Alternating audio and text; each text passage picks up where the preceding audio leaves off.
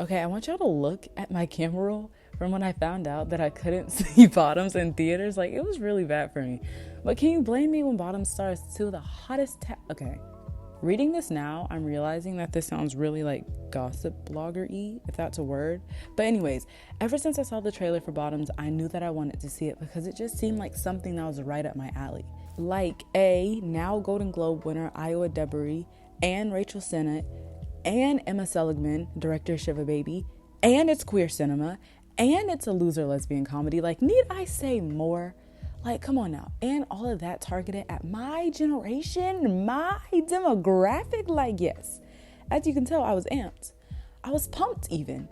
And then I couldn't even see it in theaters because life isn't fair. So I had to buy it for $15. Anyways, let's get into this video, guys.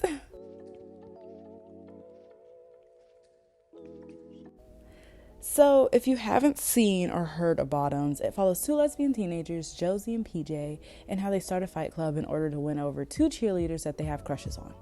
And honestly, it's just as fun as it sounds. It brings back that raunchy, boisterous type of comedy that made up a lot of the early 80s, 90s, and 2000s. And you can clearly feel that sort of influence on Bottoms. Like, I seriously can't tell you how many times I've seen that one tweet that's like, Bottoms is super bad for lesbians. Alongside incredible performances from the entire cast, you can tell that this movie knows the pocket that it sits in so well, and it makes the absurdness of it that much more entertaining. When I tell y'all that everybody in the cast brought something to the table, and inadmittably so, it was so entertaining and so well done.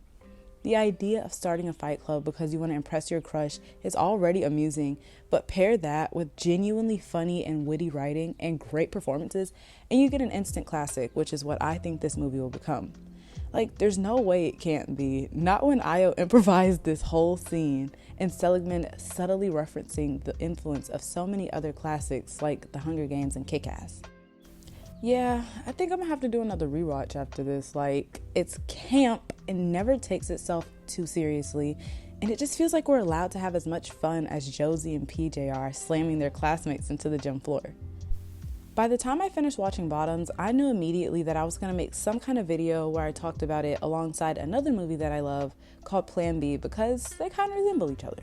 So I originally saw an edit of this movie, and I can't remember where I saw the edit, and I was like, oh my gosh, this is so cute. And I essentially spoiled the entire thing for myself because I only saw like a portion of it. I had no idea what it was about, but I spoiled a very specific aspect of it. And so by the time I came around to watching it, I had no idea what was actually going to happen. That said, Plan B is about this Indian teenager named Sunny who throws this party, hooks up with this guy, and realizes the morning after that the condom they used was still inside of her. She freaks out and gets her best friend Lupe to go on a trip to get Plan B. So much happens in this movie, and it's such a fun time while still having very touching moments. And the first thing I did after seeing it was add it to my likes on Letterboxd. That's how you know I like them. That's not true. I've recently just started really using Letterboxd again. Anyways, so clearly these two movies share a lot of similarity and differences. Like, they're both about teenagers. They both revolve around romantic/sexual encounters. One's desired and one is actually encountered. They both have either one or more queer leads. They're female-led. They have insanely good performances, are absurdist to an extent, but in a way that's reminiscent of many teen comedies of days past. I will say that Plan B does focus a bit more on identity and how it shapes both Sunny and Lupe's experiences, whereas Bottoms doesn't really use this to drive the plot. But there's definitely more similarities than differences to me, the biggest one being that they work exactly as they should for their target audience. So, to me, a large part of these movies working is two things. A, their target demographics, and B, taking inspiration from the past. I briefly talked about inspiration and references from the past when talking about Bottoms, and I'll get back to that in a minute. But for now, I want to talk about how Gen Z and its specific brand of comedy was utilized. As a Gen Zer myself, I can say that my generation is special. Like, we were the first generation to be born into a world of technology, and it's very clearly shaped our humor, but not necessarily in the way you think. Like, yeah, we have a very unique sense of humor. Like, just look at half of the stuff I have saved because I thought it was hilarious. But I'm trying to fix that for you. If I can't afford that But let's just think of what we were exposed to. We have Instagram, we have Twitter, Reddit, we had Vine, we had Musical.ly, which is now TikTok. Like, I think you kind of get the gist of where I'm going.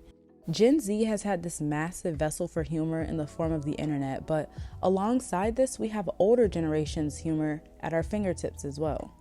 Even though we were the first generation born into the internet being a thing, we're certainly not the first to use it, and older generations and their humor has made a distinct impact on what we find funny and sometimes not funny, even though I think those lines often blur. And it's not even just social media, it's things like Netflix and other streaming services that further expose Gen Z to the various forms of comedy that were and are present, and I think it's really shaped our humor a lot.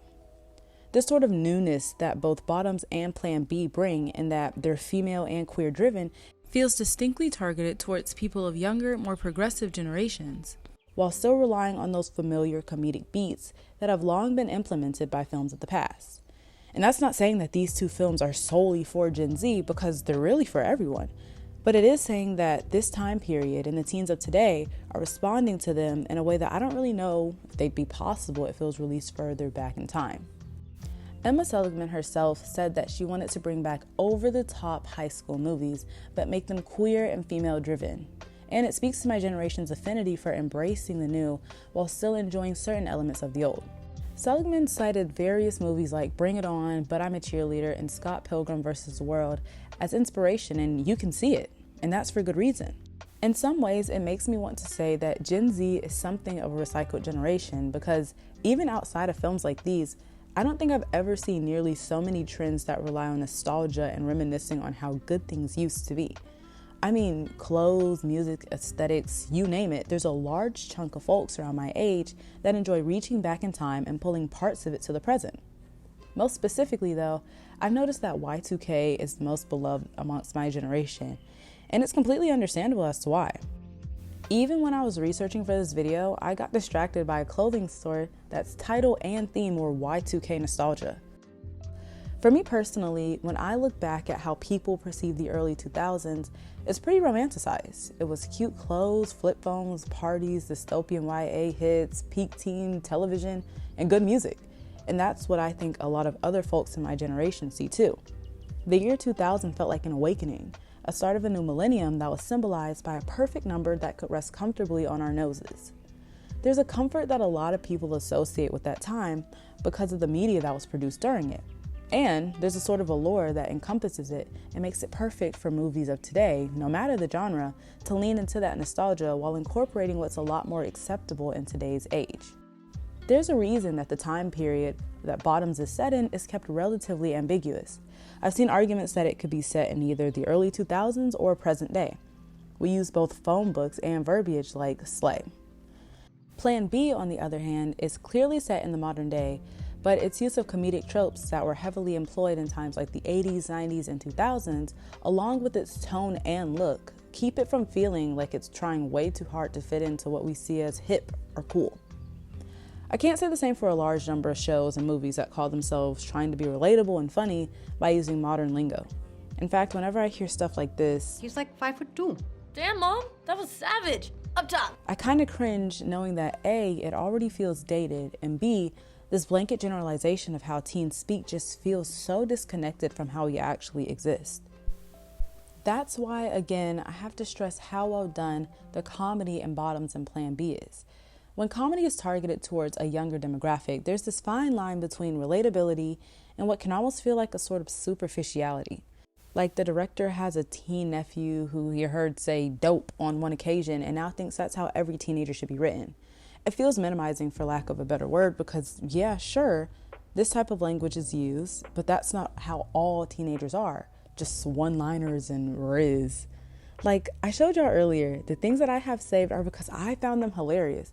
And though I can only speak for myself, I think that when you consider the type of complexity that comes along with Gen Z humor, even though sometimes we like things that are just stupid, and apply them in a way that matters with a cast that's charismatic and actually funny and great writing, you get movies and shows like these that hit a sweet spot of understanding. We like silly stuff. We like insensitive stuff. We like nonsensical stuff. We like campy stuff. We like dark humor. We like witty humor. We like dry humor. We love satire. We're multifaceted, okay? we'd find somebody screaming, "Yes, Queen," just as funny as a group of teenage girls murdering an entire football team.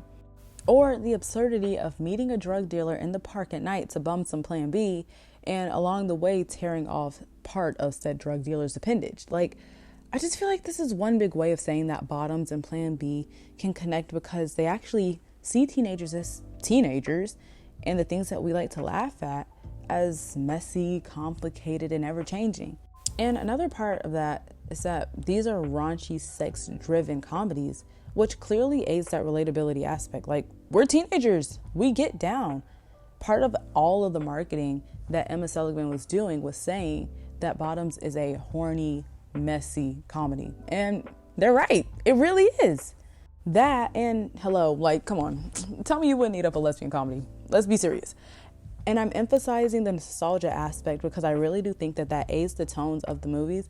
But also for PJ and Josie and Bottoms and Felipe and Plan B, they get to be regular queer teenage girls. They're not tokens. They're not squeaky clean characters, though there's nothing wrong with that either. They're not always nice. They can be selfish. They can have dirty mouths. They're horny. They're losers. Like, all of these aspects, along with what was mentioned before with the humor, just makes everything work to me. Like, these movies truly understood their audiences. And not to be sappy, but I'm just really glad they exist because they're truly amazing. And I think that they really did do some good for my generation. And comedy, sometimes comedy with this generation is hard to come by because it really does feel like y'all just be throwing words at the wall and hoping they stick. Like, anyways, man, I really do like to blabber. And it's kind of weird to think like some point down the line, people are going to be reaching back into the 2020s because they're definitely already reaching back into the 2010s and implementing some sort of nostalgic twist on this time period. Like, right? I don't know. Anyways, thanks so much for watching. I absolutely love talking about these things and hearing y'all's thoughts. Also, if you were a teenager or older in the early 2000s, please let me know how you feel about Gen Z and our obsession with Y2K nostalgia because I think it's really interesting. I've talked to my parents about like the early 2000s and they're like, we were definitely alive then. I don't know what else you want me to say. So tell me what movies y'all think really encompasses your generation's humor. I think it'd be really interesting to like talk about it, Anyways, that's really all. Thank you guys for watching and I hope to see you on the next go round. Bye.